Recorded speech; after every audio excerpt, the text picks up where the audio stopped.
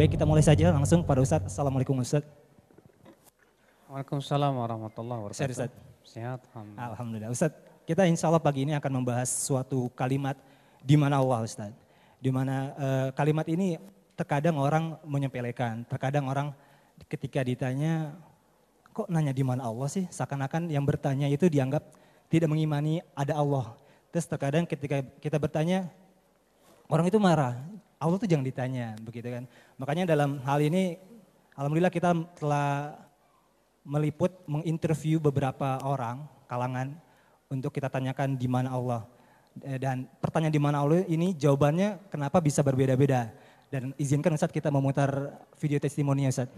Dan informasi ini kita bulurkan atau kita tutup mukanya untuk menjaga privasi bagi yang menjawab. Silakan Benny, X di upstairs. Sepemahaman Bapak selama ini beribadah gitu Pak, Allah itu ada di mana Pak? Ya menurut saya sih Allah ada di mana-mana gitu ya. Allah itu ada di mana? Allah itu ada di mana-mana. Ya nggak tahu, nggak tahu. Tapi Bapak yakin kan Allah ada? Ya yakin. Dengan keyakinan Bapak. Oh iya enggak. Yang Bapak tahu tuh Allah tuh ada di mana sih Pak? Saya ada di langit ada di bumi. Ada di langit ada di bumi ya. Ada di langit dan ada di bumi. Gitu. Ya kalau kita mau ngelihat ya mungkin nggak bisa. Yang Bapak tahu tuh Allah tuh ada di mana sih Pak? Ya nggak tahu ada di mana di mananya. Ya belum tahu ya, semuanya pasti ada aja lah walaupun kita dimanapun dulu. Kalau ada di situ umpamanya saya nggak kaya, langsung minta kaya, langsung minta kaya, langsung minta kaya. Oh gitu ya. Saya maka Allah itu nggak arah nggak tempat.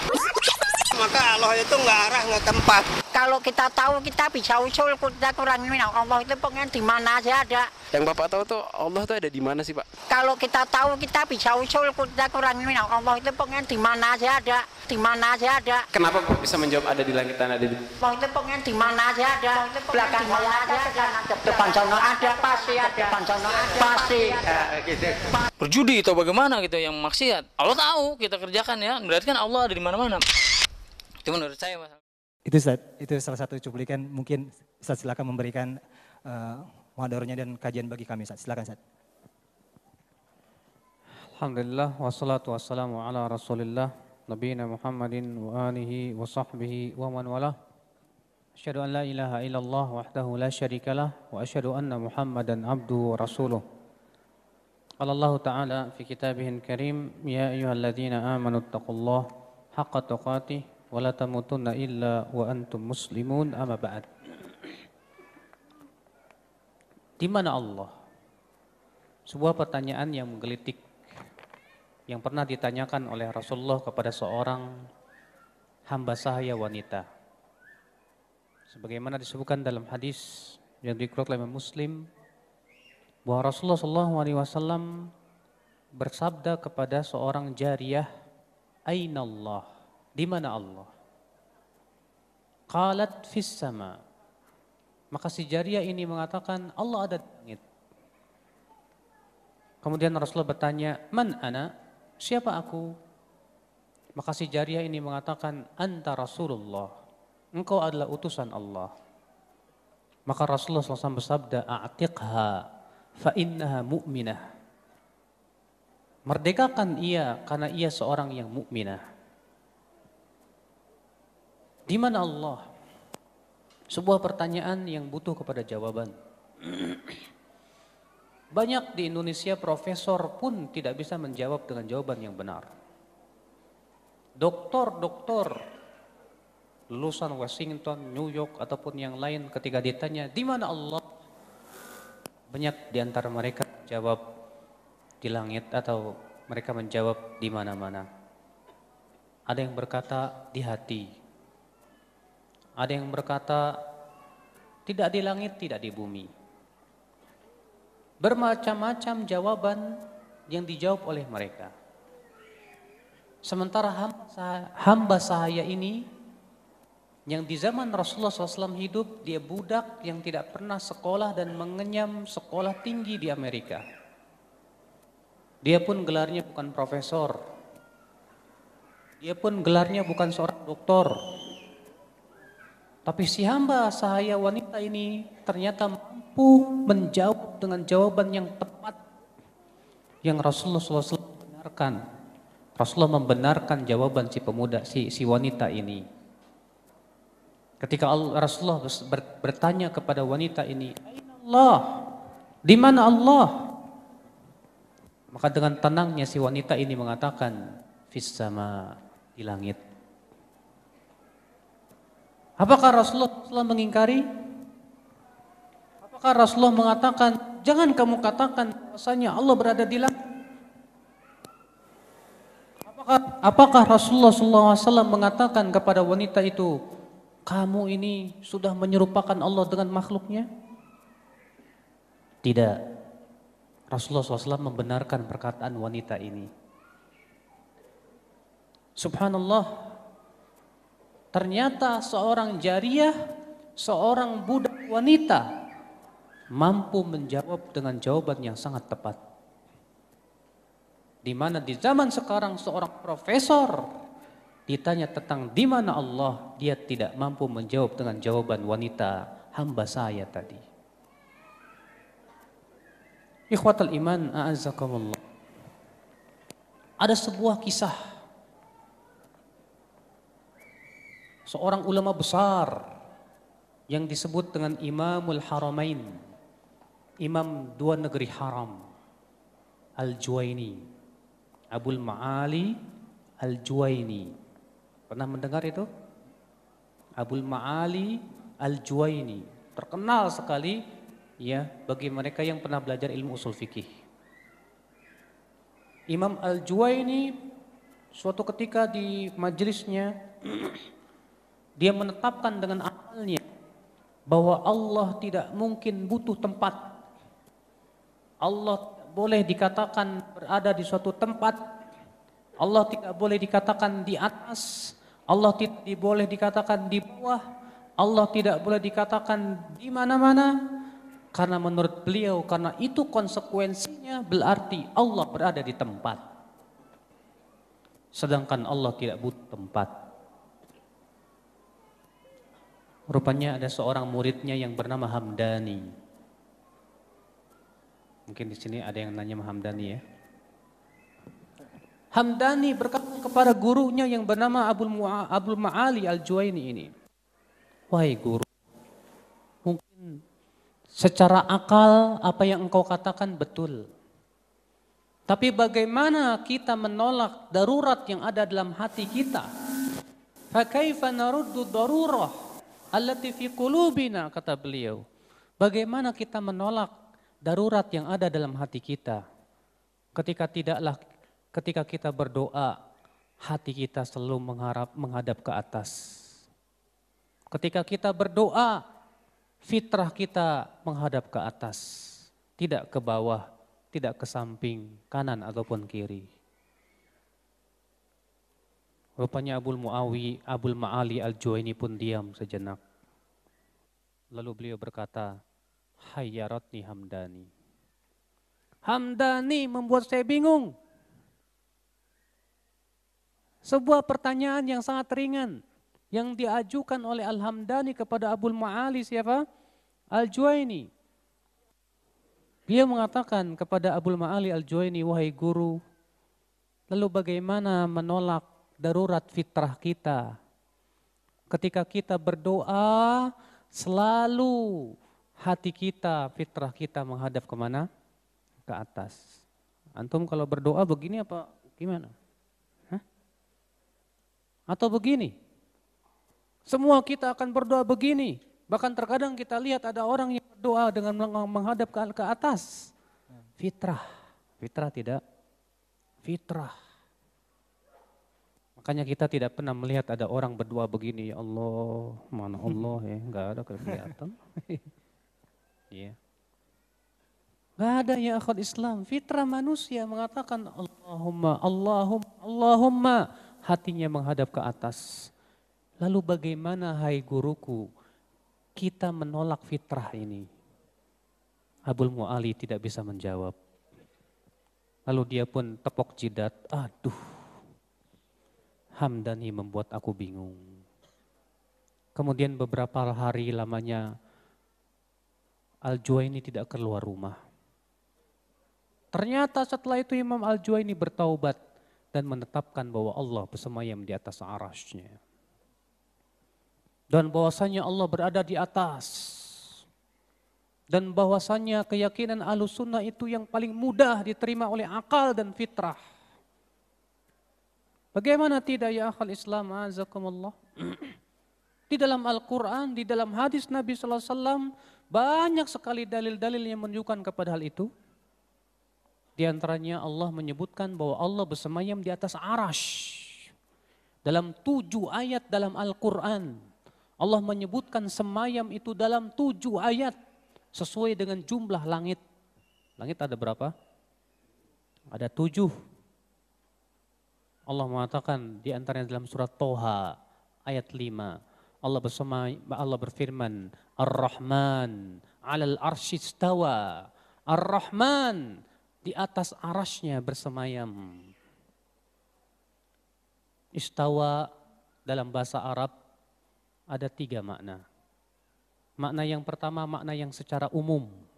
Itu kata istawa saja. Maka ini maknanya banyak. Di antaranya sama rata. Makna yang kedua, istawa. Setelahnya ada ila. Istawa, ila. Artinya menuju. Sebagaimana firman Allah dalam surat Al-Baqarah ayat 29. Huwallazi khalaqas samawati wal arda fi Allah mengatakan huwallazi khalaqalakum ma fil ardi jami'a thumma stawa ilas sama. Dialah Allah yang telah menciptakan untuk kamu semua yang ada di bumi ini, kemudian Allah menuju ke langit. Fasawwahunna, untuk apa? Untuk menyempurnakan penciptaan langit. Kemudian yang ketiga, istawa, setelahnya ala. Istawa, setelahnya apa? Ala. Maka ini maknanya hanya satu, yaitu ala wartafa'a, tinggi bersemayam. Dan ini yang dipahami oleh para ahli lughah, para ahli bahasa Arab yang ternama seperti Ibnul Arabi, ya, Al-Mubarrad dan yang lainnya. Mereka memahami kata-kata istawa ala tidak ada makna lain kecuali satu, yaitu ala wartafa. Artinya tinggi di atas. Istawa ala. Makanya Allah ketika menyebutkan bahwa dirinya bersemayam di atas arasy dengan menggunakan istawa ala. Dalam surat At-Toha Allah mengatakan di situ, Ar-Rahmanu 'alal arsy istawa. Allah juga berfirman dalam surat As-Sajdah. Ya, ayat 3. Huwallazi khalaqas samawati wal arda wa ma bainahuma fi 6 ayyamin tsumma istawa 'alal arsy. Dialah Allah yang telah Allahul ladzi khalaqas samawati wal ard. Allah yang telah menciptakan langit dan bumi dan apa yang ada pada keduanya dalam 6 hari. Kemudian Allah pun istawa ala. Apa itu? Bersemayam di atas arasy.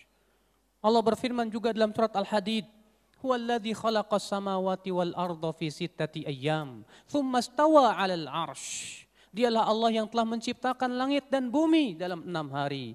Kemudian Allah pun istawa ala. Namun aneh, sebagian orang ada yang memahami istawa ala itu artinya istaula. Katanya istawa ala itu artinya menguasai. Tahukah Anda apa alasan mereka mengatakan bahwa istawa ala itu katanya istaula? Mereka berdalil dengan sebuah syair yang diucapkan oleh seorang yang bernama Ibnul Khatal ketika ia mensifati Bishr, seorang penguasa yang menguasai Irak. Ia bersyair begini, istawa Bishrun 'alal Iraq min ghairi sayfin wala damin muhraq. Bishr istawa ala, artinya menguasai Irak. Ya, dengan tanpa pedang dan tanpa darah yang terkucur. Kata mereka ini menunjukkan istawa ala mempunyai mana apa? Ya istaula, Maka Ibnu Qayyim membantah habis pendapat ini dengan mengatakan pertama, bahwa yang mengucapkan ini adalah yang bernama Ibnul Khattal. Dan Ibnul Khattal ini rajulun majhul, tidak dikenal siapa dia. Bal qila innahu Nasrani, bahkan ada yang mengatakan bahwa ia seorang Nasrani. Bagaimana kita akan berhujah dengan orang yang tidak dikenal siapa dia? Bahkan dikatakan bahwa dia seorang Nasrani. Kemudian kita menolak perkataan para ulama ahli bahasa Arab yang ternama yang menyebutkan bahwa istawa ala itu artinya apa? Ya. Maka dari itulah ini sesuatu yang aneh sekali. Tidak dikenal dalam bahasa Arab istawa ala itu artinya istaula menguasai. Lalu bagaimana kita akan menjawab firman Allah ketika Allah mensifati perahunya Nabi Nuh alaihissalatu wassalam. Ketika pada waktu itu Nabi Nuh pun di atas perahunya, ya, di atas banjir bandang. Kemudian Allah mengatakan apa? Fastawat alal judi. Lalu perahu Nabi Nuh pun istawa alal judi. Judi itu gunung Judi. Ya. Lalu perahu Nabi Nuh itu pun istawa alal judi. Mungkinkah dikatakan di situ berkuasa? Mungkinkah perahu disebut menguasai? Kemudian perahu Nabi Nuh menguasai gunung Judi. Kok perahu disifat menguasai? Enggak mungkin, Pak. Tidak ada kecuali makna satu. Artinya ala, di atas bertengger, di atas al-judi. Akhal Islam, a'azakumullah. Ini yang pertama, Allah menyebutkan bahwasanya dalam Al-Quran Allah bersemayam di atas arash. Yang kedua, di dalam Al-Quran Allah menyebutkan bahwasannya naik kepada Allah kalimat-kalimat yang baik. Allah berfirman, ilaihi yas'adul kalimut tayyibu wal amalus salihu yarfa'uh. Kepada Allah lah kalimat-kalimat yang baik itu naik. Berarti kalimat yang baik itu naik kemana? Kepada Allah. Yang namanya naik dari bawah ke atas apa dari ke atas ke bawah, Pak? Dari bawah ke atas. Berarti kepada Allah kalimat thayyib itu naik. Berarti naik kepada Allah subhanahu wa ta'ala. Berarti Allah berada di mana? Di atas. Wal amalus salihu yarfa'uh. Dan amalan salih Allah angkat. Apa itu ngangkat? Ngangkat itu dari atas ke bawah apa ke mana? Hakada. Demikian. Demikian pula ya akhal Islam, Allah mengabarkan dalam Al-Quran bahwa Allah menurunkan Al-Quran. Ana yakin semuanya sudah tahu ayatnya. Apa itu? Inna anzalnahu fi lailatul qadar. Sesungguhnya kami telah menurunkan apa? Dia Al-Quran. Terus di malam Lailatul Qadar. Ya. Kami telah menurunkan Al-Quran di malam Lailatul Qadar. Kami di sini siapa? Allah. Kami telah menurunkan. Berarti Al-Quran turun. Turun dari mana, Pak? Dari atas dong. Makanya Anda tanya kepada orang yang merayakan nuzulul Quran. Kamu merayakan nuzulul Quran? Iya, nuzulul Quran artinya apa sih? Turunnya Al-Quran. Al-Quran turun dari siapa? Dari Allah. Yang namanya turun itu dari atas ke bawah apa dari bawah ke atas? Dari atas ke bawah, berarti Al-Quran dari atas. Dari Allah Rabbul Izzati wal Jalalah. Itu menunjukkan bahwa Allah berada di mana? Berada di atas. Iya. Dalam Al-Quran pula Allah menyebutkan bahwa Allah berada di langit. Allah berfirman dalam surat apa itu? Al-Mulk ya.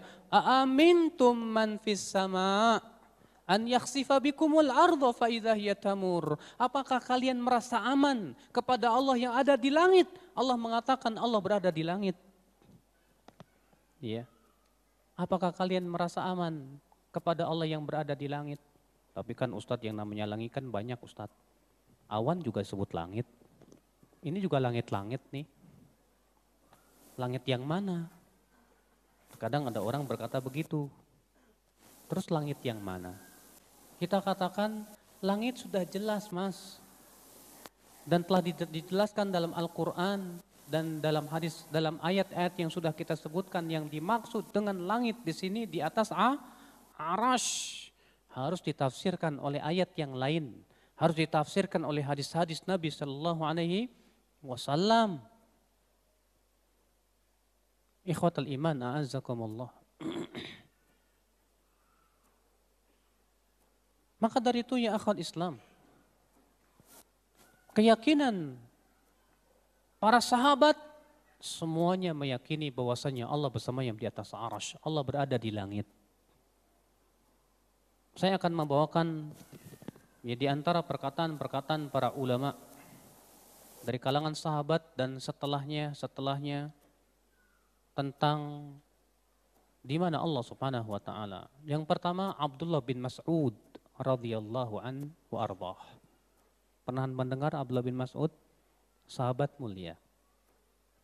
Beliau berkata, "Ma baina sama'il quswa wal kursi 500 am. Wa bainal kursi wal ma'i kadzalik. Wal arsyu fawqal ma' wa wallahu fawqal arsh. La wala yakhfa 'alaihi syai'un min a'malikum." Jarak antara langit yang paling tinggi, langit 7 maksudnya, dengan kursi Allah itu 500 tahun perjalanan. Dan jarak antara kursi dengan air itu 500 tahun perjalanan. Dan arsy berada di atas air. Dan Allah berada di atas arsy. Dan tidak tersembunyi kepada Allah sedikit pun dari amalan-amalan kalian. Dikeluarkan oleh Al-Lalikai, Ad-Darimi, Ibnu Khuzaimah, demikian pula At-Tabrani, demikian pula Abu Syekh, Ibnu Abdul Bar, Ibnu Qudamah, dan juga menyatakan Adz-Dzahabi bahwa sanadnya sahih. Ibnu Qayyim pun dalam kitab Ijtima' Juyush Islamiyah, Al-Haythami pun dalam kitab Majma' Zawaid, dan perawi-perawinya thiqat. Subhanallah, ini perkataan siapa? Abdullah bin Mas'ud radhiyallahu anhu ardhah. Yang kedua, perkataan Zainab bintu Jahsh. Masyhur perkataan beliau. Ketika beliau membanggakan dirinya di hadapan istri-istri Nabi yang lain. Apa kata Zainab? Zawwajakunna ahlikunna wa zawwajani Allah min fawqi sab'i samawat. Kata beliau, kalian nikahkan sama wali-wali kalian. Aku dinikahkan langsung oleh Allah di langit yang ketujuh. Perkataan ini ada dalam Sahih Bukhari, Muslim dan yang lainnya. Di mana Zainab bintu Jahsh berbangga di hadapan siapa? Para istri-istri Nabi. Beliau mengatakan, ya kalian dinikahkan oleh wali-wali kalian. Sedangkan aku dinikahkan oleh Allah langsung dari langit yang ketujuh. Masya Allah. Keyakinan seorang sahabiat. Tapi apakah istri-istri Nabi mengingkari perkataan Zainab bintu Jahsh? Tidak. Tidak ada satupun yang mengingkarinya. Ini merupakan keyakinan para sahabat Rasulullah sallallahu alaihi wasallam. Di antaranya perkataan Ka'ab al-Ahbar. Berkata Ka'ab al-Ahbar, qala Allahu fit Taurah. Ia membawakan yang ada dalam Taurat. Berkata, berfirman Allah dalam Taurat, Anallah fauqa ibadi wa arsy fauqa khalqi. Akulah Allah di atas hamba-hambaku dan arasku di atas makhluk-makhlukku. Wa ana ala arsy, dan aku berada di atas arasku. Udabbiru amra ibadi, aku mengatur urusan hamba-hambaku. Wala yakhfa ala syai'in fis sama wala fil ardi. Perkataan Ka'ab al-Ahbar ini dikeluarkan oleh Abu Syekh dalam Al-Azamah, Ibnu Battah dalam Al-Ibanah, Abu Nuaim dalam Al-Hilyah, Abu Ya'la. Demikian pula Syekh Abdul Qadir Jailani menyebutkan pula di dalam kitab Al-Gunyah. Dan sesuatu yang harus antum ketahui, Syekh Abdul Qadir Jailani meyakini keyakinan ini. Beliau dalam kitab Al-Gunyah berkata, kenal enggak Syekh Abdul Qadir Jailani? Saya yakin kayaknya seluruh orang Indonesia kenal deh. Siapa yang nggak kenal Syekh Abdul Qadir Jailani? Seorang wali, bahkan dalam dunia tasawuf beliau itu disebut dengan Al-Qutbul A'zam, kutub yang paling tinggi, yang katanya bisa nempeleng malaikat maut. Iya. Malaikat maut aja kalah sama beliau.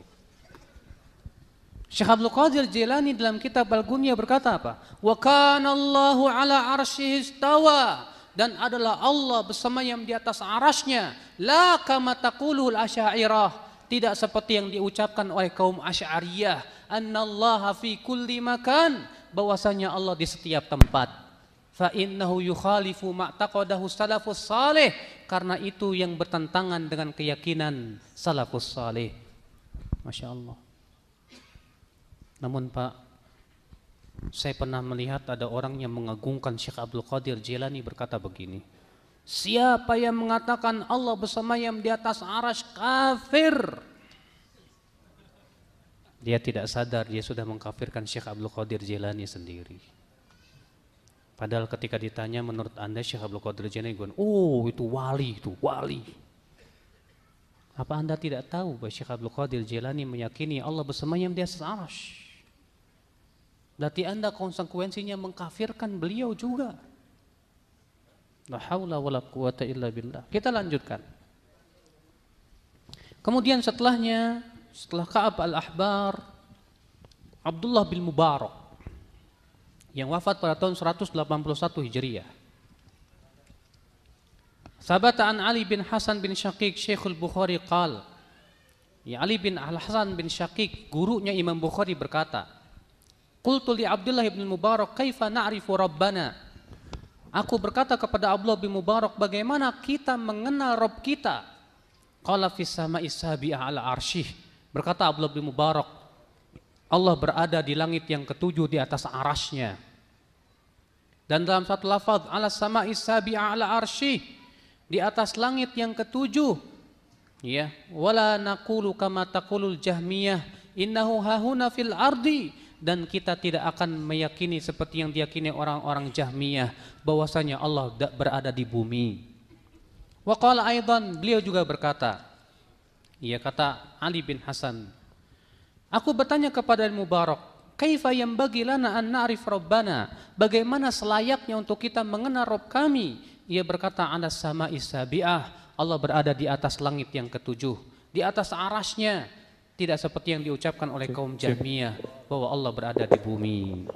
Dikeluarkan oleh Bukhari dalam Khalqu Af'alil Ibad, Ad-Darimi.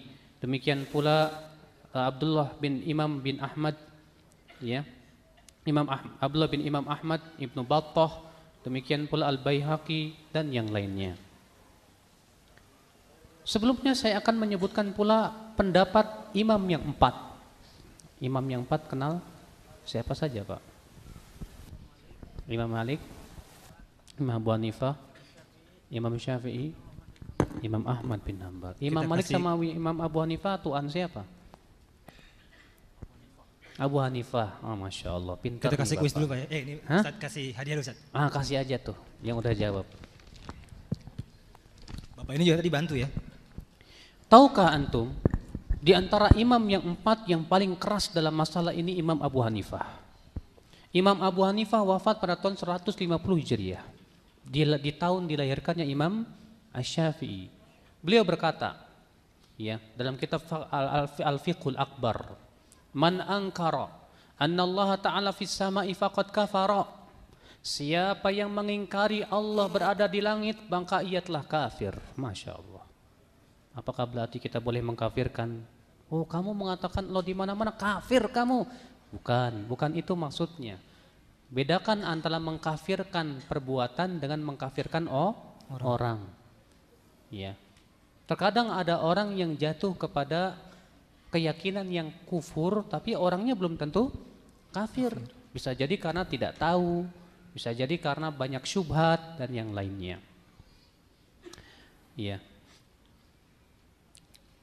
Kemudian penulis kitab Al-Fiqhul Akbar, Abu Muti Al-Hakam bin Abdullah Al-Balkhi berkata lagi, Sa'altu Abu Hanifah amman yaqul la a'rif rabbi fis sama' aw fil ardi.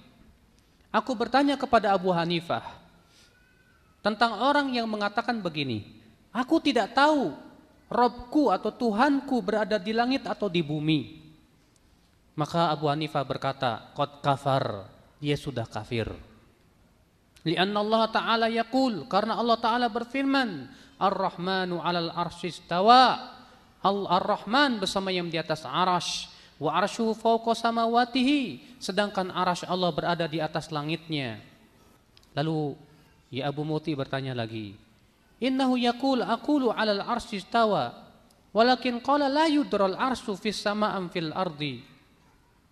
Tapi orang ini mengatakan bahwasanya Allah bersama yang di atas arash, tapi tidak diketahui arash itu di langit apa di bumi. Maka Abu Hanifah mengatakan, idza ankara annahu fis sama' faqad kafar. Kalau ia mengingkari bahwa arash berada di atas langit, ia telah kafir juga. Perhatikan Pak, ini pengingkaran yang keras dari siapa? Imam Abu Hanifah radhiyallahu anhu ardhah. Iya. Ikhwatul Islam, azakumullah. Sekarang saya akan membawakan perkataan Imam Malik, seorang imam Darul Hijrah. Di mana Imam Malik, beliau terkenal sebagai ahlul hadis, ya.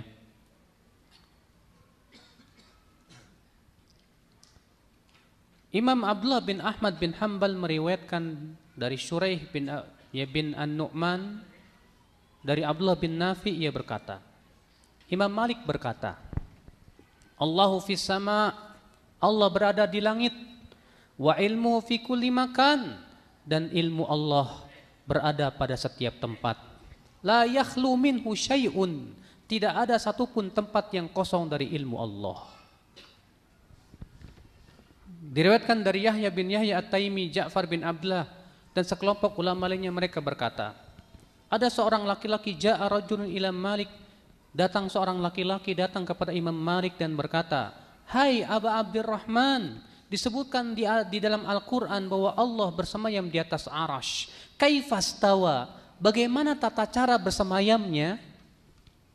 Maka Imam Malik berkata, ya, al-istiwa'u ghairu majhul, ya, al-kaifu ghairu ma'qul, wal imanu bihi wajibun, was-su'alu anhu bid'atun, kata beliau. Beliau mengatakan makna istiwa itu sudah diketahui maknanya apa secara bahasa Arab. Tapi tata caranya tidak akan bisa kita pikirkan. Sementara mengimaninya adalah perkara yang wajib, kata beliau. Kemudian beliau berkata, ya, dan mempertanyakan tentang tata caranya itu adalah bid'ah. Mempertanyakan tentang tata caranya itu bid'ah. Sekarang gimana antum mau nanyain ke anak, Ustaz, Allah bersemayam di atas aras itu gimana ya? Nongkrong apa gimana? Dari mana kita tahu? Allah hanya mengabarkan Allah bersemayam di atas aras, selesai. Caranya gimana kita nggak tahu, Mas. Jangan ditanya, karena Allah tidak pernah mengabarkan tentang hal itu. Ya. Ikhwatul Islam, a'azakumullah. Al-Imam Syafi'i. Siapa yang tidak kenal Imam Syafi'i? Hah? Pernah mendengar Imam Syafi'i? Siapa namanya Imam Syafi'i itu?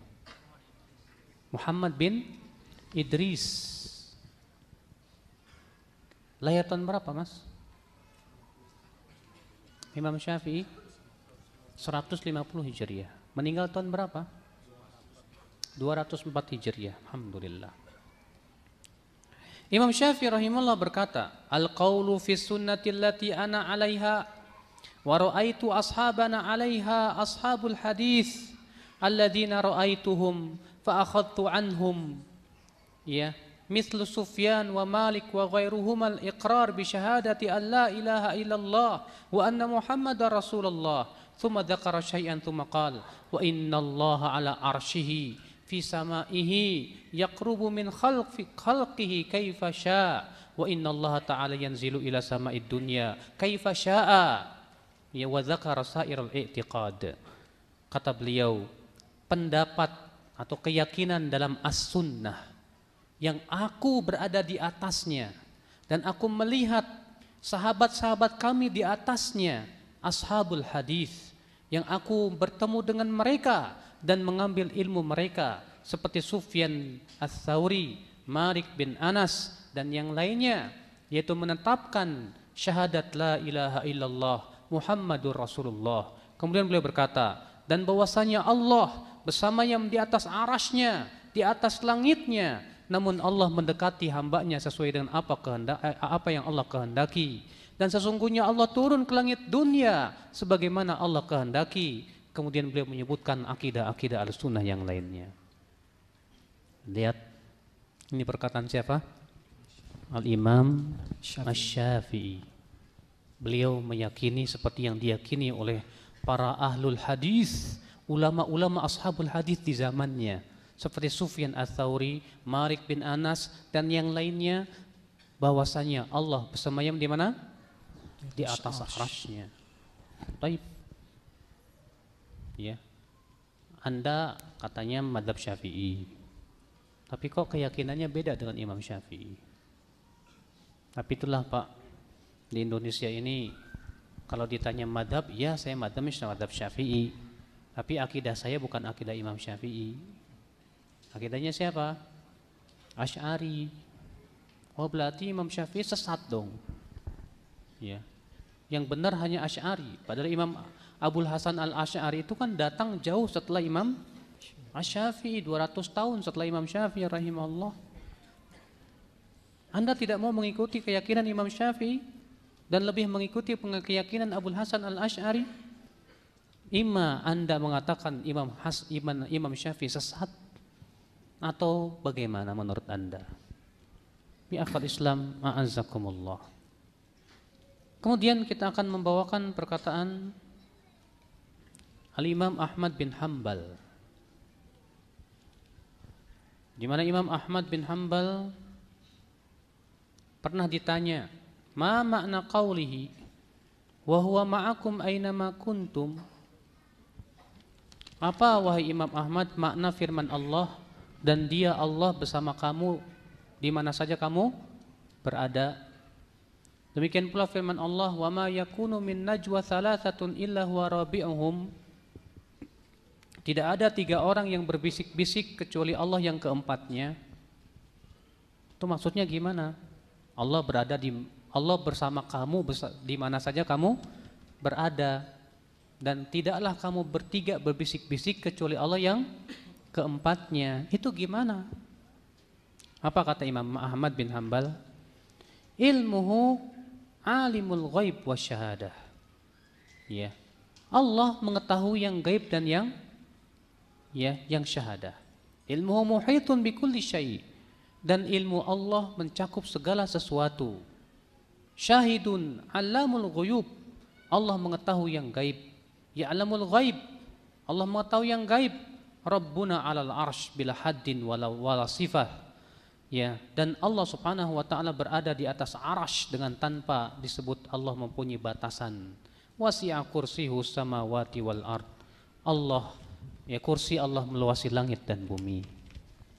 Lihat di situ akhi, Imam Ahmad ditanya, ya, apa sih makna firman Allah, dan dia Allah bersama kamu di mana saja kamu berada? Kata Imam Ahmad, maksudnya bersama kamu dengan ilmunya, dengan pengawasannya, bukan dengan zatnya. Adapun zatnya Allah bersemayam di atas arasy, dia tinggi di sana. Namun Allah terkadang mendekat kepada hambanya dengan apa yang Allah kehendaki.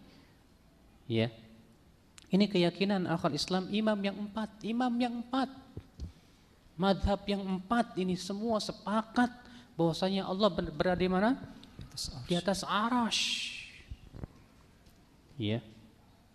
Ikhwatal Islam azakumullah. Dan inilah keyakinan kita Ahlus Sunnah wal Jamaah. Lalu apa sih alasannya mereka yang mengatakan bahwa Allah tidak mungkin bersemayam di atas arasy? Bapak tahu tidak, Pak? Mereka itu alasannya akal sebetulnya. Katanya begini, masa Allah bersemayam di atas arasy? Kalau Allah berada di atas berarti Allah butuh tempat dong. Yang namanya di atas arasy berarti Allah butuh arasy. Yang namanya di atas berarti Allah butuh tempat. Tidak mungkin Allah butuh tempat, kata mereka. Maka kita katakan subhanallah. Masalahnya Anda ketika mengatakan Allah di atas arasy, berarti Allah butuh tempat karena akibat kamu menyamakan Allah dengan makhluknya. Sebab kalau kita katakan Allah bersemayam di atas arasy, namun semayamnya Allah tidak sama dengan makhluknya, dan tidak ada konsekuensi bahwa Allah butuh tempat dan butuh arasy, selesai, mudah sekali. Ya. Ya subhanallah, ikhwatul Islam, azakumullah. Makanya benar kata Syekhul Islam Taimiyah, orang yang menolak sifat itu akibat dia mempersamakan sifat Allah dengan makhluknya. Contoh, masa sih Allah bersemayam di atas arasy dipikirkan sama dia? Yang namanya orang kan bersemayam di atas arasy, arasy itu kan kasur Pak, ranjang. Berarti ya kalau ranjangnya diambil jatuh kita. Wah masa begitu Allah? Gak mungkin. Nah yang dia pikirin, dikira sama dia Allah itu kayak kita gitu loh. Akhirnya karena dipikirin dia oleh otaknya seakan-akan Allah sama dengan makhluknya, langsung dia tiadakan. Gak mungkin Allah bersemayam di atas arasy. Makanya kata Ibnu Taimiyah, setiap orang yang menolak sifat tadinya karena menyerupakan Allah dengan makhluknya. Kalau kita katakan Allah tidak serupa dengan makhluknya, mudah. Bukankah Allah mengatakan laisa kamitslihi syai'? Allah tidak serupa dengan apapun. Lalu Allah mengatakan apa? Wa huwas samiul basir. Dan Allah Maha mendengar lagi Maha melihat. Ketika Allah mengatakan Allah tidak serupa dengan apapun dan Allah Maha mendengar lagi Maha melihat, berarti Pak, penglihatan dan pendengaran Allah tidak serupa dengan apapun juga. Maka jangan disamakan Allah dengan makhluknya ya akhul Islam, azakumullah. Allah bersemayam di atas arasy, tinggi saat di sana. Ikhwatul Islam, azakumullah. Inilah fitrah-fitrah kita sebagai manusia. Dan sudah saya sebutkan tadi kisah Imam Abul Ma'ali Al-Juwaini ketika ditanya oleh muridnya Hamdani, bagaimana kita menolak fitrah kita untuk mengatakan ketika kita berdoa bahwa Allah berada di atas. Kita tidak bisa menolak fitrah-fitrah itu ya akhal Islam, azakumullah. Nah ini ya akhal Islam. Lalu apa yang bisa kita petik dari beriman bahwa Allah berada di atas? Di mana Allah? Allah ada di atas. Yang pertama, menunjukkan akan kekuasaan Allah yang luar biasa. Bayangkan Pak, zatnya Allah jauh di atas arasy, tapi Allah mengetahui perbuatan hamba-hambanya. Antum tahu jarak antara langit dunia ke langit sana sangat jauh sekali Pak. Iya. Kalau bintang-bintang yang kita lihat itu saja masih langit dunia, bagaimana dengan langit kedua, ketiga, keempat, kelima, keenam? Dan Allah zatnya jauh di atas arasy sana, tapi Allah mengetahui perbuatan hamba-hambanya. Bukankah itu menunjukkan akan kesempurnaan pencipta kita? Menunjukkan kesempurnaan ilmu Allah? Menunjukkan kesempurnaan pengawasan Allah? Ya. Ikhwatul iman, azakumullah. Di antara faidah kita beriman bahwa Allah berada di atas arasy, mengimani kepada Allah Subhanahu wa taala akan kebesarannya. Karena Allah Maha besar dan sangat besar sekali zatnya. Kita selalu mengucapkan Allahu Akbar, Allahu Akbar. Allah paling besar, Allah Maha besar. Bagaimana kebesaran Allah Rabbul Izzati wal Jalalah Pak? Kata Rasulullah, tidaklah 7 langit 7 bumi dibandingkan dengan apa? Dibandingkan apa? Dengan kursi Allah, kecuali seperti cincin dibandingkan dengan tanah lapang. Allah mengatakan wasi'a kursiyuhus samawati wal ard. Kursi Allah meluasi langit dan bumi. Dan tidaklah kursi Allah dibandingkan dengan arasnya kecuali seperti cincin dibandingkan dengan tanah lapang. Bayangkan Pak, bumi yang kita pijak yang begitu besar, ternyata tidak ada apa-apanya dibandingkan dengan langit yang begitu besar. 7 langit yang begitu besar dibandingkan dengan arasnya, tidak ada apa-apanya dibandingkan dengan kursi Allah. Kursi Allah yang sangat besar dibandingkan dengan apa? Arasnya, ternyata tidak ada apa-apanya. Kecil sekali di mata Allah Subhanahu wa taala. Dan arasy Allah dipikul oleh para malaikat, di mana Rasulullah SAW menyebutkan, ya, udhina li an uhaditsakum an malakin min hamalatil arsh. Aku diizinkan oleh Allah untuk menceritakan kepada kalian tentang malaikat pemikul arasy. Bagaimana besarnya? Ma baina syuhmati udhunaihi ila atiqihi masyirat sab'a mi'at am. Jarak antara daging telinganya ini sampai ke pundaknya 700 tahun perjalanan. Itu malaikat pemikul arasy. Kalau begitu besar sekali Allah, dan Allah lebih besar daripada arasy, dan Allah tidak butuh kepada arasy. Itu menunjukkan kebesaran Allah, zatnya yang maha besar. Tidak mungkin kita katakan Allah berada di mana-mana. Sebab kalau dikatakan di mana-mana, di WC ada Pak, di comberan ada Pak. Makanya tanya kepada orang yang mengatakan Allah berada di mana-mana, Pak, yang benar Allah di mana-mana. Iya, di WC ada, di comberan ada. Ya subhanallah, ikhwatul Islam, azakumullah. Dan anehnya orang yang mengatakan katanya Allah tidak berada di atas arasy itu, kalau Allah berada di atas arasy berarti berkonsekuensi Allah butuh tempat. Sama saja dengan mengatakan orang Allah di mana-mana pun sama butuh tempat kalau begitu. Kalau memang gara-gara atau alasan menolaknya hanya karena seperti itu. Ikhwatul iman, azakumullah. Kemudian di antara hikmah, kita meyakini Allah bersemayam di atas arasy. Itu untuk menyelamatkan akidah umat dari keyakinan bahwa Allah bersatu dengan makhluknya. Karena banyak Pak keyakinan di masyarakat kita mengatakan bahwa Allah bisa bersatu dengan apa? Dengan makhluknya. Dan orang-orang yang ini disebut dengan wahdatul wujud. Dan kelompok wahdatul wujud itu ada 2 kelompok. Kelompok yang pertama wahdatul wujud yang bersifat umum, artinya Allah bersatu dengan makhluknya di segala tempat di seluruh. Sehingga ini keyakinan Ibnul Arabi. Di mana Ibnu Arabi, bukan Ibnul Arabi, Ibnu Arabi, ya, mengatakan dalam syairnya dia, tidaklah anjing dan babi kecuali jelmaan dari Tuhan kita. Sampai-sampai begitu Pak. Makanya Ibnu Arabi dikafirkan oleh Imam Ghazali. Ya. Yang kedua adalah wahdatul wujud tapi tidak secara umum.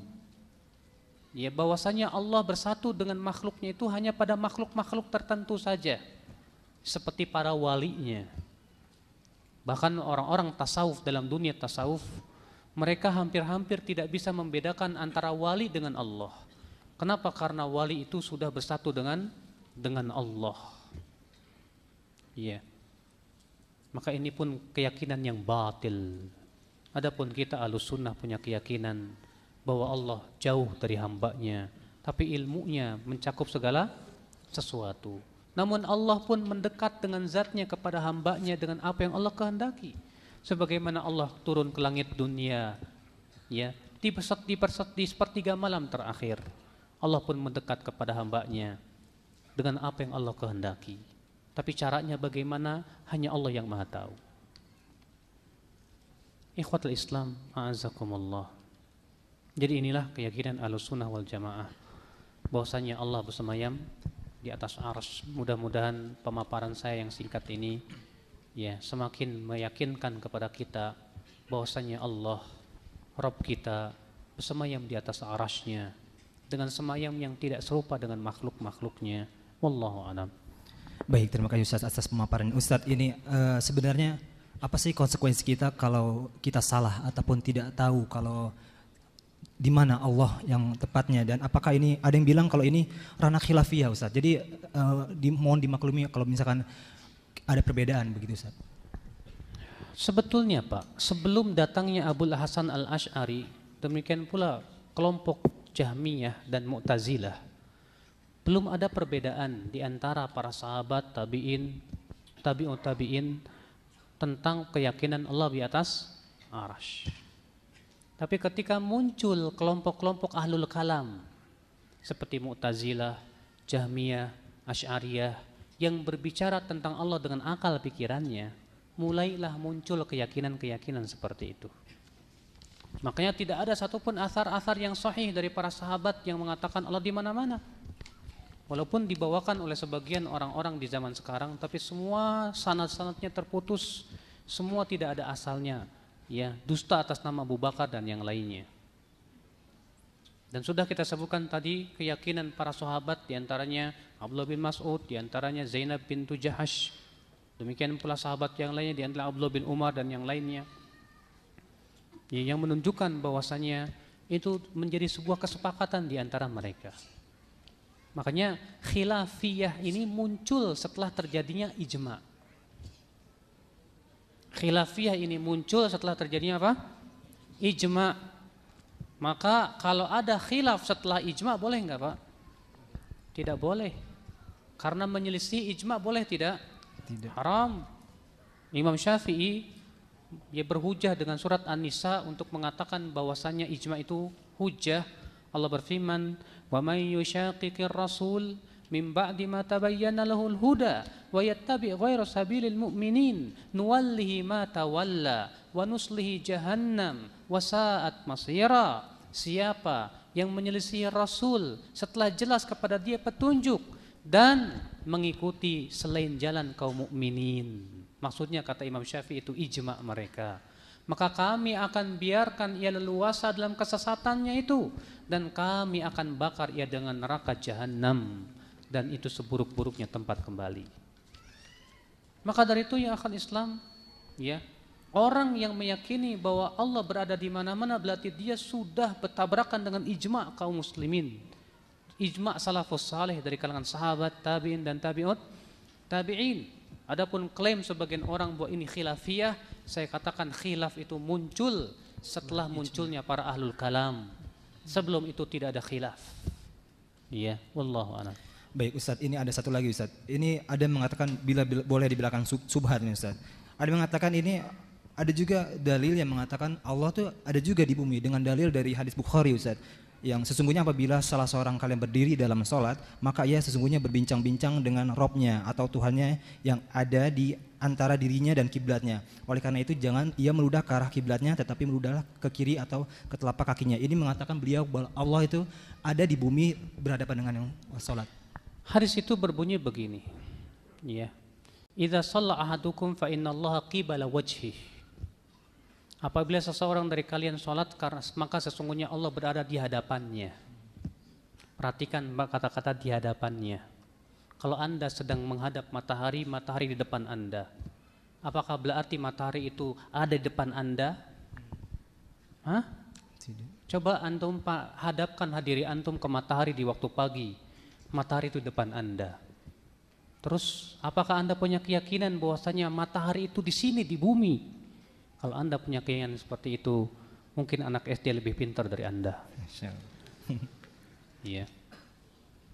Tidak bertabrakan. Karena Allah berada di depan kita, tapi Allah bersemayam di atas arasy-Nya, dan Allahu ala kulli syai'in qadir. Allahu a'lam. Baik, terima kasih Ustaz. Ini mungkin waktunya untuk tanya jawab. Untuk tanya jawab kita serahkan ke Afani, Pak. Silakan, Pak. Alhamdulillah telah jelas dan dahsyat bahwa penjelasan dari Ustadz tadi di dalam sesi materi. Sebelumnya Ustadz ada syubhat nih Ustadz, kalau saya boleh tanya sebelum masuk ke tanya jawab.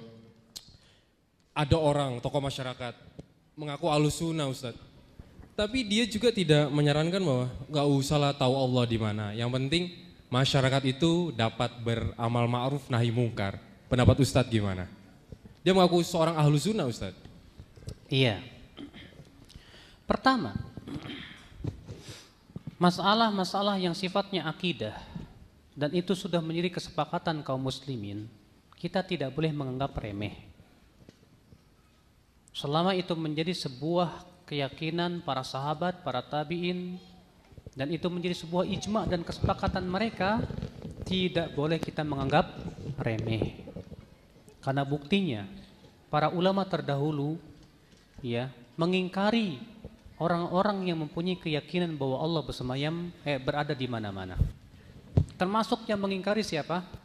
Tadi saya sebutkan Syekh Abdul Qadir Jilani dalam kitab apa? Al-Ghunyah. Beliau mengingkari perkataan orang yang mengatakan Allah berada di mana-mana. Yang kedua, namun tentunya kita sebagai ahlu sunnah disifati oleh Syekhul Islam, ahlu sunnah a'rafun nasi bil haqqi wa arhamuhum lil khalqi. Ahlu sunnah itu orang yang paling mengenal kebenaran dan yang paling menyayangi manusia. Maka ahlu sunnah berpikir bagaimana menebar kasih sayang kepada orang-orang yang tidak sesuai dengan akidah Ahlussunnah. Terkadang kita dakwahi dengan penuh kelembutan. Kita dakwahi mereka dengan hujah.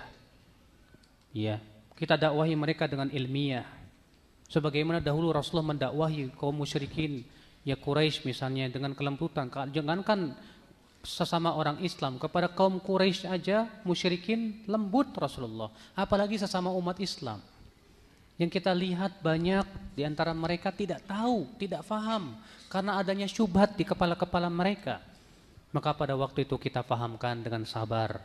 Kita tegakkan hujah kepada mereka dengan harapan supaya mereka mau kembali kepada Allah Subhanahu wa taala, kembali kepada keyakinan yang benar, yang hak, yang diyakini oleh Rasulullah dan para sahabatnya. Nah, di sini ya, menghadapi orang seperti ini kita katakan bahwasanya perkataan Pak Kiai itu yang mengatakan udahlah kita nggak perlu mempermasalahkan ya Allah di mana kek terserah, yang penting kita sudah Islam. Kita katakan maaf, ulama terdahulu kok mempermasalahkan ya.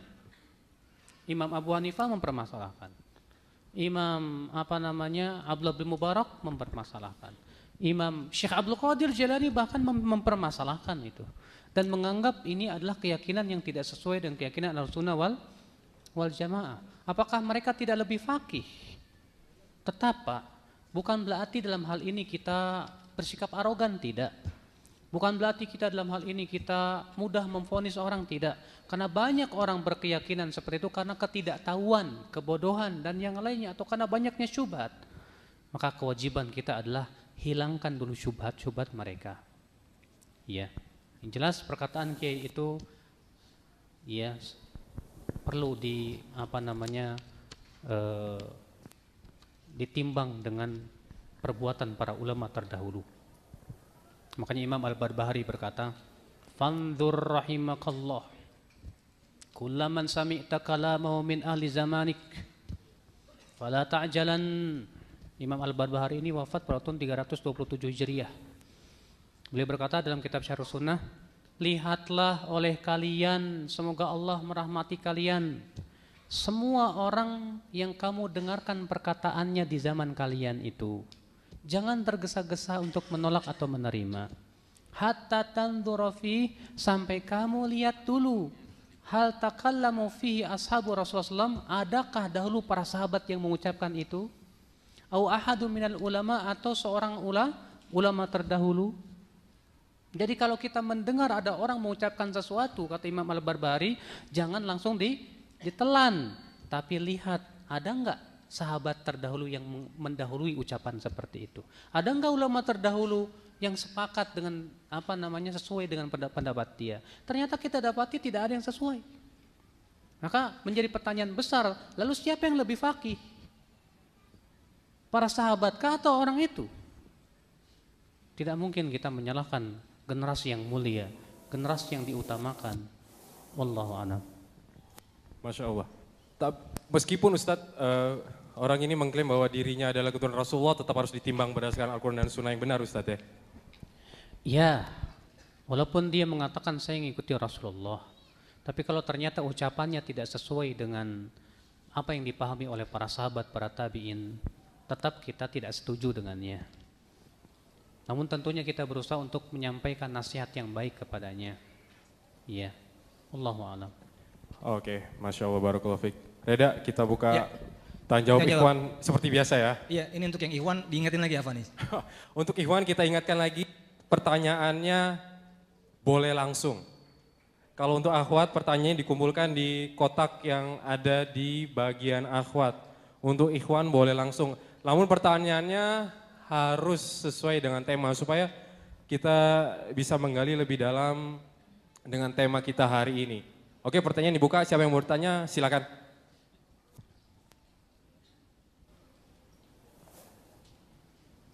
Sebutkan nama, Pak. Assalamualaikum warahmatullahi wabarakatuh. Assalamualaikum warahmatullahi wabarakatuh. Pertanyaan saya tentang hadis jariyah yang menyebutkan Aina Allah. Pertama, ada yang memahami hadis ini termasuk hadis ahad, Ustaz. Apa? Hadis ahad. Hadis ahad. Ya. Kedua, ternyata ada hadis lain yang bukan riwayat dari hadis berbeda dari hadis jariyah ini yang menyebutkan bersyahadat jariyah juga tapi bersyahadat atas hidunallah. Saya lupa. Apa? Atas hadunallah gitu, Ustaz. Bersyahadat artinya jariyah ini tidak menyebutkan bahwa Allah ada di arasy. Jariyah ini menyebutkan bahwa dia bersyahadat, Ustaz. Kenapa begitu? Karena alasan pemahaman ini bahwa tidak mungkin Rasulullah SAW mengislamkan seseorang dengan pertanyaan Ainallah. Islamnya seseorang ini harusnya adalah bersyahadat gitu, Ustaz. Al-Imam Ibnu Abdul Bar dalam kitab At-Tamhid di jilid 1 halaman 8 mengatakan, wa kama anna ahla sunnati wal jama'ati yaqbaluna al-ahadits al-ahad fil ahkam. Sebagaimana ahlu sunnah wal jamaah menerima dan meyakini hadis ahad dalam masalah hukum, mereka pun menerima dan meyakini hadis ahad dalam masalah akidah. Ini ijma' seluruh ahlu sunnah wal jamaah. Iya. Makanya seluruh ahli hadis menerima hadis ahad dalam masalah akidah dan menetapkan akidah dengan hadis-hadis ahad. Dan ini tidak ada perbedaan di antara para ulama. Dalil dari Al-Quran, dari hadis yang menunjukkan wajibnya menerima hadis ahad banyak sekali. Di antaranya Allah berfirman, ya, dalam surat At-Taubah ayat 122, wa ma kana al-mu'minuna liyanfiru kaffah falaula nafara min kulli firqatin minhum ta'ifatun liyatafaqahu fid din wal yunziru qaumahum idza raja'u ilaihim la'allahum yahdharun. Dan tidaklah selayaknya kaum mukminin semuanya pergi ke medan perang, tapi hendaklah di antara kaum muslimin ada taifah yang mereka tafakuh dalam agama, agar mereka pulang kepada kaumnya dan memberikan peringatan kepada mereka agar mereka waspada. Ya, Allah mengatakan hendaklah kaum mukminin jangan semuanya pergi ke medan perang, tapi ada taifah kaum muslimin yang menuntut ilmu nanti akan memberikan peringatan kepada kaumnya. Imam Bukhari mengatakan kata taifah itu masuk padanya 1 dan 2 orang. Ahad. Iya. Berarti Allah mengatakan orang yang menuntut ilmu hendaklah ia kembali kemudian memberikan peringatan kepada kaumnya. Ini menunjukkan bahwa hadis ahad hujah. Di antaranya Allah berfirman dalam surat Al-Hujurat, ya ayyuhalladzina amanu in ja'akum fasiqun binaba'in fatabayyanu. Hai orang-orang yang beriman, apabila datang kepada kamu orang fasik dengan membawa berita, maka hendaklah kamu periksa dengan teliti. Allah mengatakan, kalau yang datang orang fasik, walaupun 1 orang, wajib diteliti. Tapi kalau yang datang itu bukan orang fasik alias orang yang bertakwa, maka tidak perlu diteliti. Kata Ibnu Al-Qurtubi, ayat ini menunjukkan wajibnya menerima khobar ahad. Iya. Di antara hadis Nabi SAW mengutus Mu'adz bin Jabal seorang diri kemana? Ke Yaman. Mengajarkan apa? Akidah. La ilaha illallah. Rasulullah bersabda, innaka ta'ti qauman ahlal kitab. Hai Mu'adz, kamu akan mendatangi suatu kaum ahlul kitab. Maka hendaklah yang pertama kali kamu ajarkan kepada mereka syahadat la ilaha illallah. Di sini Mu'adz bin Jabal sendiri. Ya. Dan ini menunjukkan wajibnya menerima hadis ahad yang sahih, Dan ini menjadi sebuah kesepakatan seluruh ulama yang menolak hadis ahad hanyalah firqah-firqah seperti Mu'tazilah. Demikian pula Asy'ariyah. Mereka mengatakan hadis ahad tidak bisa dijadikan hujjah. Dan ini pendapat yang tidak ada pendahulunya dari kalangan sahabat, baik tabi'in maupun tabi'ut tabi'in. Bahkan ini bertabrakan dengan ijma' Ahlussunnah seluruhnya, bahwa hadis ahad wajib diterima dalam masalah akidah maupun hukum. Perhatikanlah, dalam riwayat hadis itu tidak boleh mengambil satu riwayat, buang riwayat yang lain, Pak. Ini adalah merupakan gaya orang Yahudi kalau seperti itu. Orang Yahudi itu membuang sebagian ayat, menerima sebagian ayat. Sebagian ayat yang sesuai hawa nafsunya diterima, yang enggak sesuai ditolak. Sementara riwayat yang menyebutkan Allah berada di langit sahih, riwayat Muslim dalam sahihnya. Maka kita katakan riwayat itu tidak bertabrakan, tapi saling melengkapi. Makanya ya tata cara pemikiran seperti tadi dengan mengatakan, tapi kan dalam riwayat yang lain tidak ada lafaz itu, tapi dalam riwayat Sahih Muslim ada. Wal muthbit muqaddam 'alan nafi. Dan kaidah mengatakan yang menetapkan ada lebih dahulukan daripada yang mengatakan tidak ada. Dan perawi-perawi yang menyatakan ada pun juga thiqat. Ya, perawi-perawi yang thiqah. Paham tidak, Pak? Iya. Cukup, Pak. Saya kira khair, Ustaz. Jazakallah. Ada lagi, Pak nih? Ini ada dari Mas Yopi. Silakan. Assalamualaikum warahmatullahi wabarakatuh. Ustaz, Rasulullah SAW pernah bermunajat di Sidratul Muntaha. Ya bukan berarti bahwa Allah ada di tempat itu. Gitu. Terus kita hubungkan lagi dengan munajat Nabi Musa alaihissalam di Bukit Tur dan Gimana kurang dengar? Ya, tadi Rasulullah SAW bermunajat di Sidratul Muntaha. Tidak berarti Allah berada di tempat itu. Begitu juga dengan Nabi Musa alaihissalam yang bermunajat di Bukit Tur dan Nabi Yunus di perut ikan bermunajat kepada Allah. Bukan berarti Allah berada di tempat itu. Jadi menandakan ada sebagian orang yang berpendapat bahwa Allah itu tidak ada di satu tempat. Gitu. Bagaimana ini Pak Ustaz? Saya yakin itu pendapat pribadi dia. Saya tahu orangnya bahwa katanya Rasulullah Isra Mi'raj ke langit ke-7 Sidratul Muntaha itu tidak menunjukkan Allah berada di sana. Sebagaimana Nabi Musa bertemu dengan Allah di Bukit Tursina bukan berarti Allah berada di sana. Saya katakan ini pendapat pribadi dia dan tidak pernah didahului oleh para ulama sebelumnya. Bahkan kalau kita ubek-ubek buku manapun dari ulama salaf terdahulu tidak ada satupun yang memahami demikian. Ya. Tahukah Anda, para sahabat sampai-sampai berselisih ketika Rasulullah naik ke langit ke-7 itu ngelihat Allah apa enggak? Berselisih para sahabat. Ibnu Abbas mengatakan Rasulullah melihat Allah. Aisyah mengatakan tidak. Bahkan Aisyah mengatakan aku langsung bertanya ke Rasulullah, ya Rasulullah, hal ra'aita rabbak? Ketika engkau Isra Mi'raj itu ke langit, engkau melihat Tuhanmu tidak? Kata Rasulullah, nurun anna arah.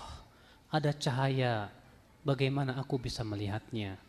Sedangkan dalam riwayat hadis yang disebutkan yang sahih Rasulullah SAW, hijabuhu nur, hijab Allah itu cahaya. Kenapa para sahabat berbeda pendapat? Apakah Rasulullah waktu Isra Mi'raj itu melihat Allah atau tidak? Karena mereka punya keyakinan bahwasanya Rasulullah pergi ke sana bertemu dengan Allah. Dan ini keyakinan para sahabat, sampai-sampai mereka berselisih karena itu. Karena masalahnya, apakah Rasulullah waktu itu melihat Allah apa tidak? Aisyah mengatakan tidak, karena Rasulullah sendiri mengatakan nurun anna arah, ada cahaya bagaimana aku bisa melihatnya. Berarti cahaya yang maksud di sini adalah hijabnya Allah Subhanahu wa taala.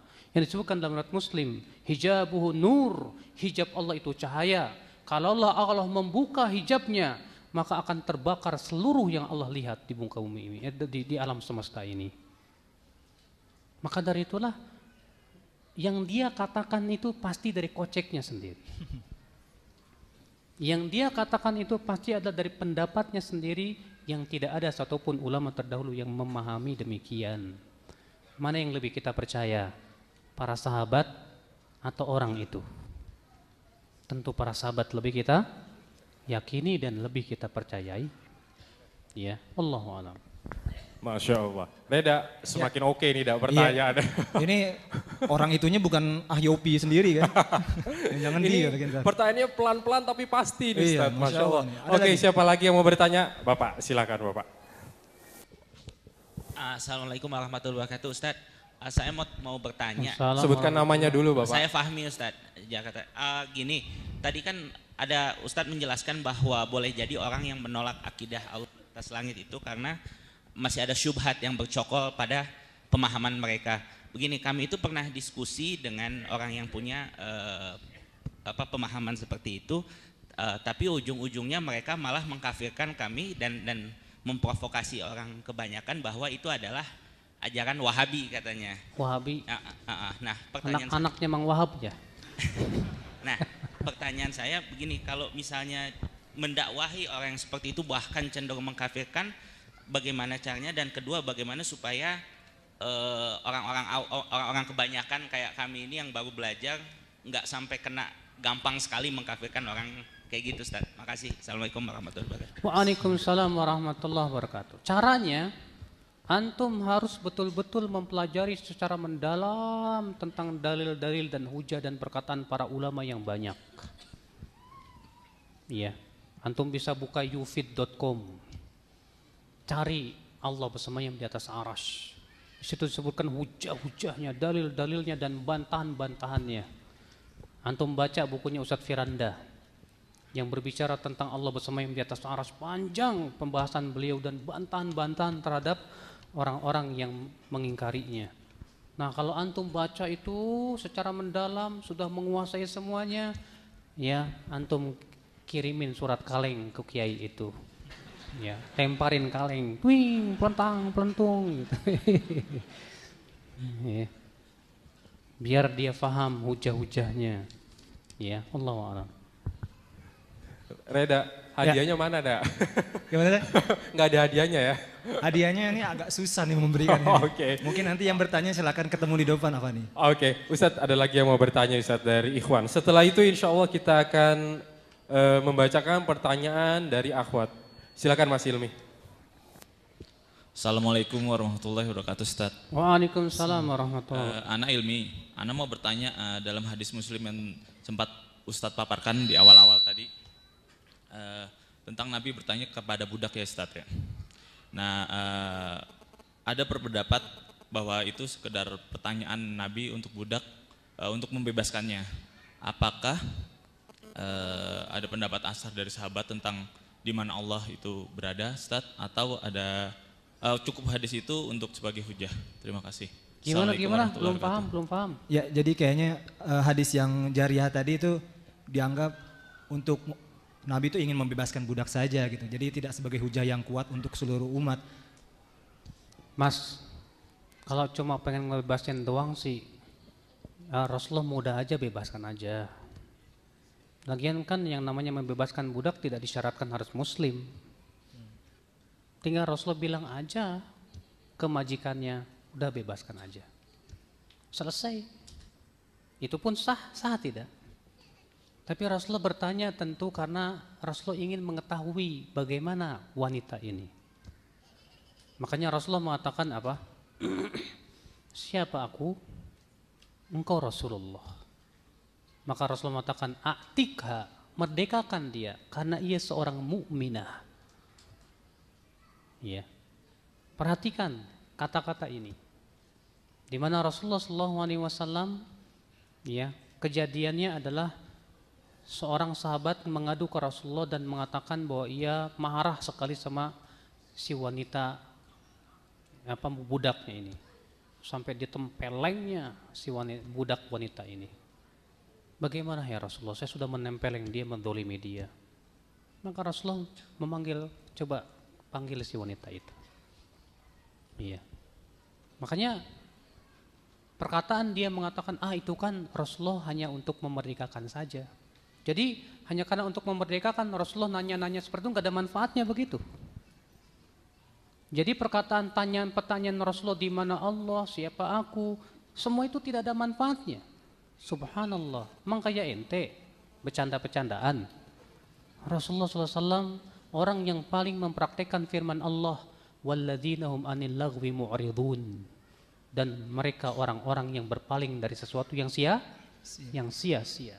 Kan itu sifat orang yang beriman. Sifat orang yang beriman itu berpaling dari yang sia-sia. Bagaimana Anda katakan bahwasanya ucapan itu hanya sia-sia saja, tujuannya hanya untuk memerdekakan saja? Inilah Pak, ya. Sebetulnya hanya sebatas dalih untuk mengikuti hawa nafsu saja. Itu sih cuma gini.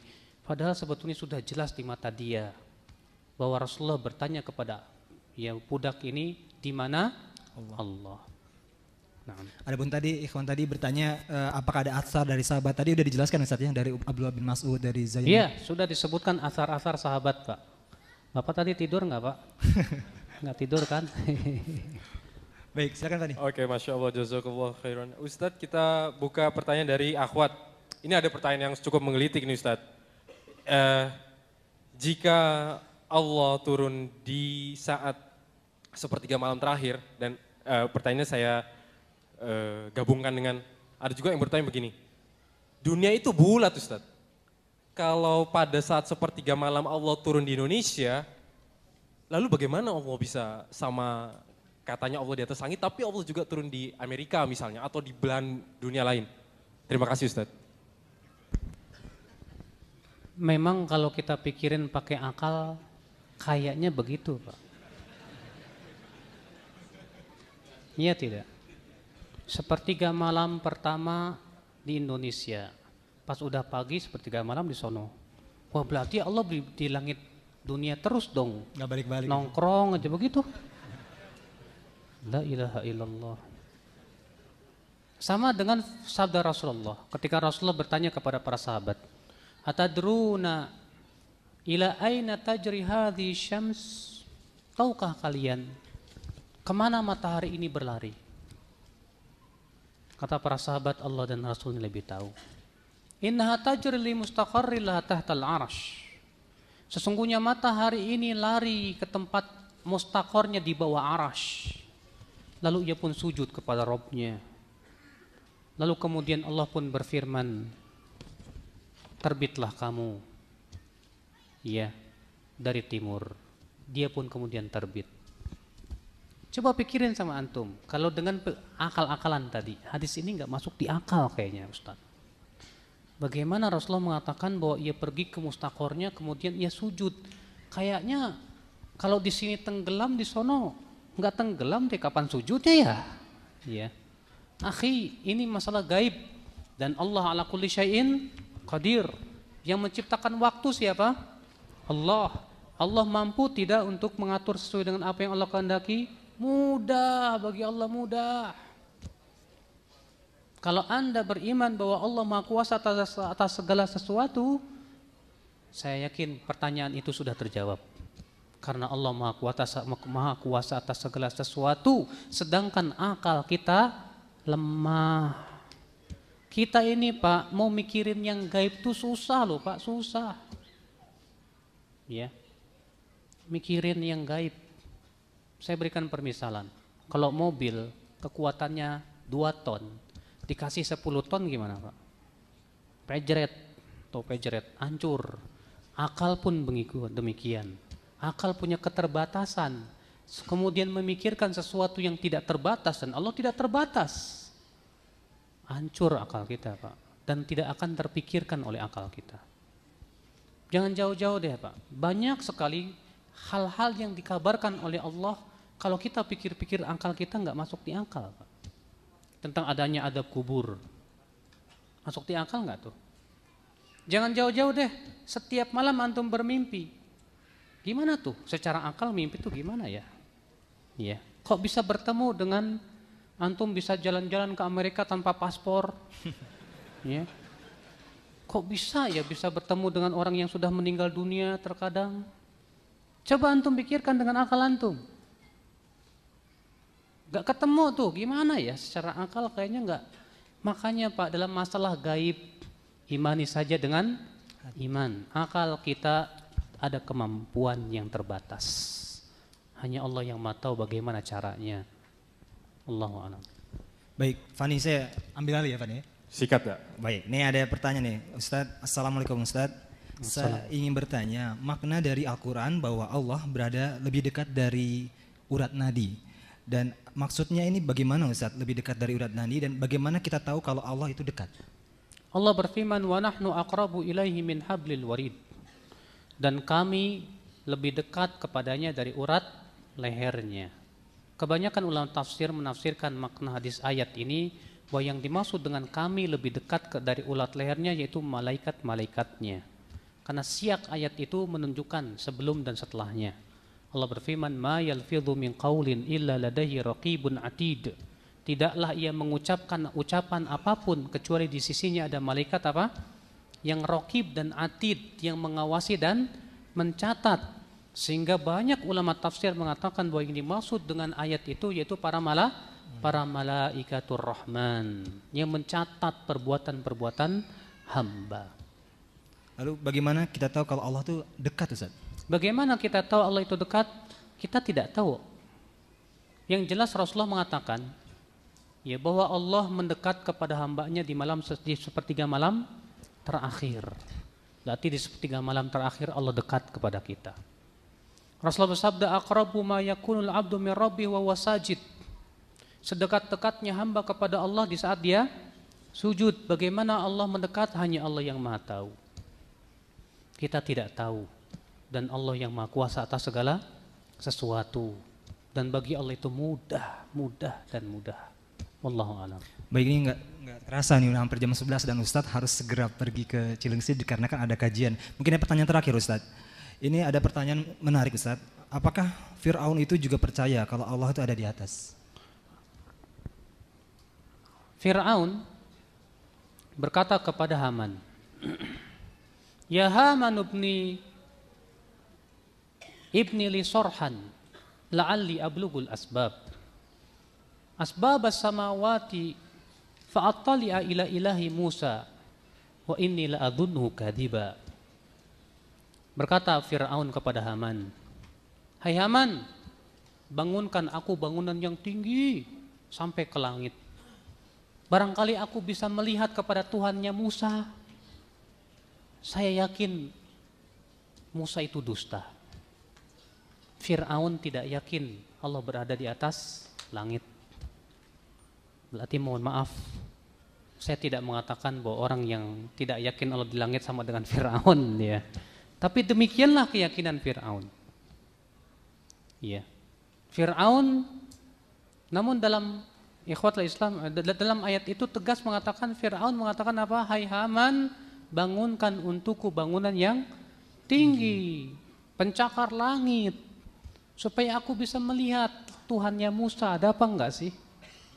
Dan aku yakin Musa itu dusta. Karena Fir'aun tidak percaya kepada adanya Allah. Tapi lucunya Fir'aun mengatakan, aku ingin naik ke langit. Untuk melihat apa? Ya. Dan Allah mengatakan dalam Al-Quran dalam ayat yang lain, wajahadu biha wastaiqanatha anfusuhum dzulma wa uluwa.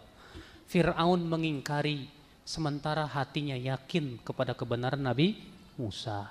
Makanya kenapa ya Fir'aun minta pengen naik langit ke atas. Sebetulnya bukan karena Fir'aun menolak dengan hatinya, tapi itu sebagai apa? Kesombongan dia. Makanya ya akhi, ya, mengingkari Allah berada di atas langit itu berasal dari keyakinan Fir'aun, bukan dari Islam. Bahkan ini menunjukkan bahwa keyakinan Nabi Musa itu Allah berada di langit. Buktinya Fir'aun minta kepada Haman pengen ngelihat ke langit. Dari mana Fir'aun tahu kalau bukan pemberitahuan dari Nabi Musa alaihissalatu wassalam?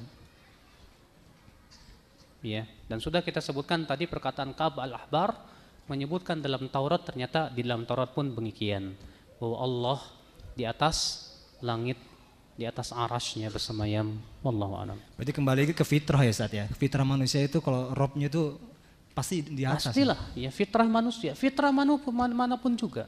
Yang bukti yang paling agung adalah ketika di saat mereka berdoa. Semua sepakat untuk berdoa menghadap ke langit. Ya, Allahu a'lam. Baik Ustaz, mungkin untuk terakhir untuk nasihat-nasihat bagi kita Ustaz, bagi kita yang mungkin ingin mengetahui atau yang belum mengetahui, ataupun nasihat-nasihat bagi kita untuk kita istiqomah kalau Allah itu ada di atas arsy gimana?